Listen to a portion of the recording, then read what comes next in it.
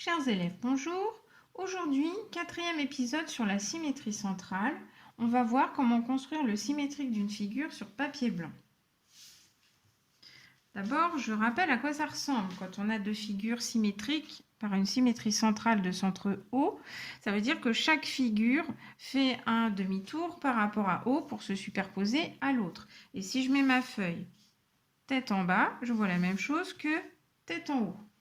Et pour que deux points A et A' soient symétriques par rapport à O, il faut que le point O soit le milieu du segment A', sachant que ça signifie deux choses.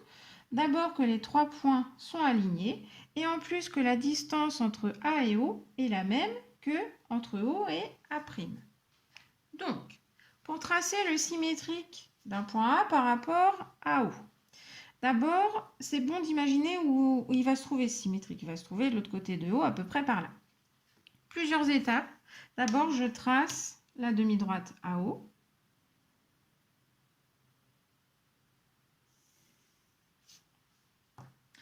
Et puis ensuite, je vais reporter cette mesure. Deux façons possibles de le faire. Soit j'utilise la graduation de ma règle ou de mon équerre. Donc là, moi, j'ai 3,5. Je reporte 3,5.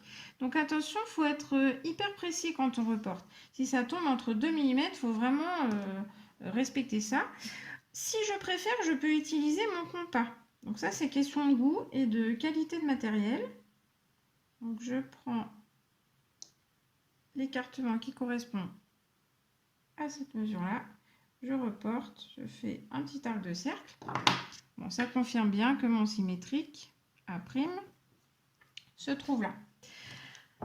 Important quand on fait des constructions sur papier blanc, il ne faut surtout pas effacer les traits de construction, sauf le surplus si j'ai envie.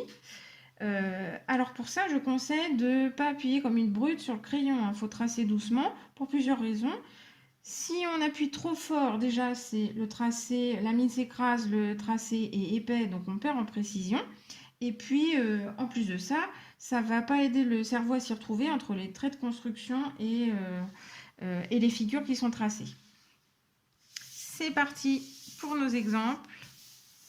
Premier exemple, j'ai un quadrilatère. Donc, ce qui est important, ce sont ces quatre sommets. Je vais tracer les symétriques de ces quatre points et ensuite, je les relierai. Attention, pour relier les sommets d'un quadrilatère, on ne peut pas faire ça dans n'importe quel ordre. Par exemple, ces deux points-là ne sont pas reliés entre eux. Donc, ce que je conseille, c'est de nommer les sommets de cette figure en ordre alphabétique en tournant dans le même sens autour de la figure, donc dans un sens ou dans l'autre. Et on fera pareil pour les points symétriques, on pourra les relier aussi en ordre alphabétique. Donc celui-là, pour moi, c'est A, là c'est B, C et D. C'est parti. Donc, symétrique de C. D'abord, je trace, je mesure 2,5, je reporte 2,5. Je rappelle qu'on n'a pas le droit de donner le même nom à des points distincts. Mais c'est bien de donner des noms qui ressemblent quand l'énoncé n'impose rien. Donc voilà, je l'appelle C'. Je continue. Je trace. Je mesure. Donc là, j'ai 3,7. Je reporte. 3,7. B'. Symétrique de A. Je trace. Je mesure. 5,1. Je reporte. Oula, c'est pas loin du bord. 5,1.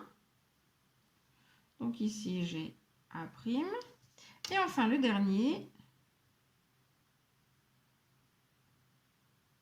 Je trace. Je mesure. 4,3. Je reporte. 4,3.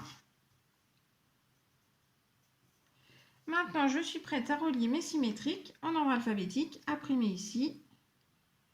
Ensuite, B', C', D', Je referme ma figure en reliant des primes à A'. J'ai terminé. Je vais repasser au surligneur pour qu'on s'y retrouve mieux.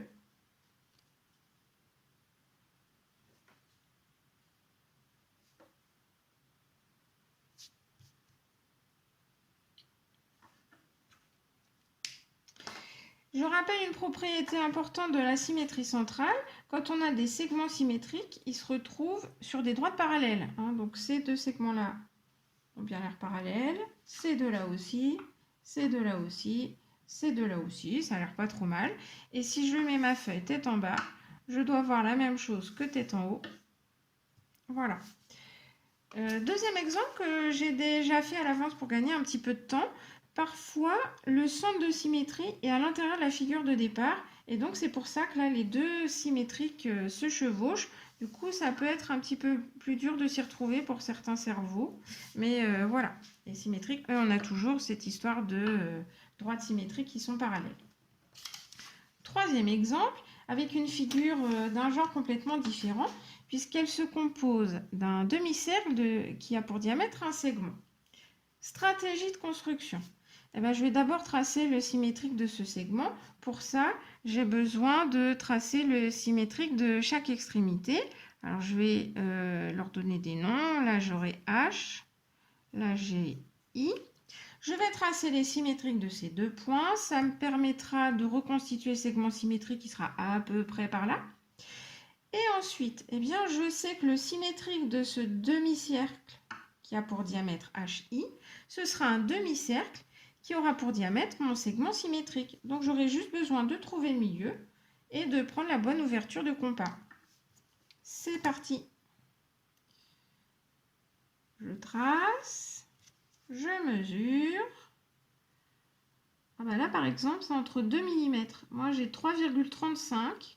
Donc, c'est au milieu entre 3,3 et 3,4. Je fais la même chose de l'autre côté. Au milieu entre 3,3 et 3,4. H' se trouve là.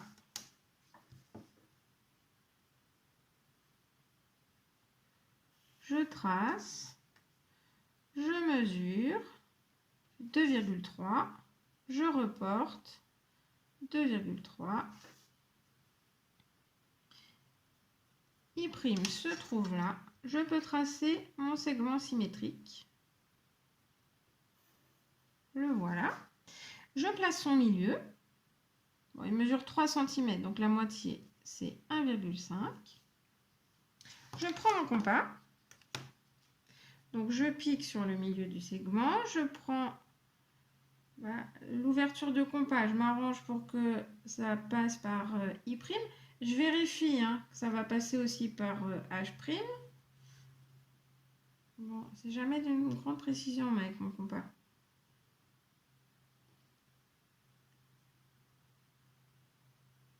On va dire que c'est bon. Et là se pose une question hyper importante. De quel côté vais-je devoir tracer le demi-cercle? Vers le haut ou vers le bas? Alors, il faut savoir que tous les ans, je vois énormément d'erreurs en classe. C'est normal, c'est tout simplement parce que notre cerveau n'est pas du tout habitué à la symétrie centrale. Donc, pour être sûr de ne pas se tromper de côté, voilà mon conseil.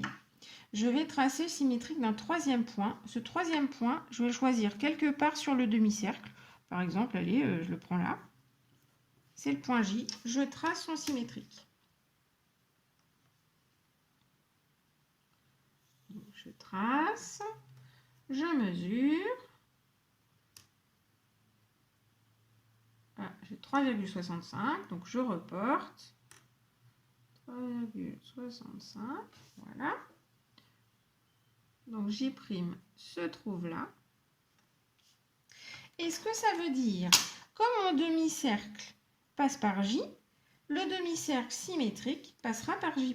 Donc ça veut dire qu'il faut que je trace le demi-cercle de ce côté-là, en bas.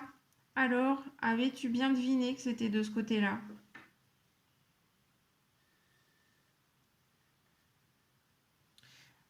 Voilà, je vais repasser au surligneur.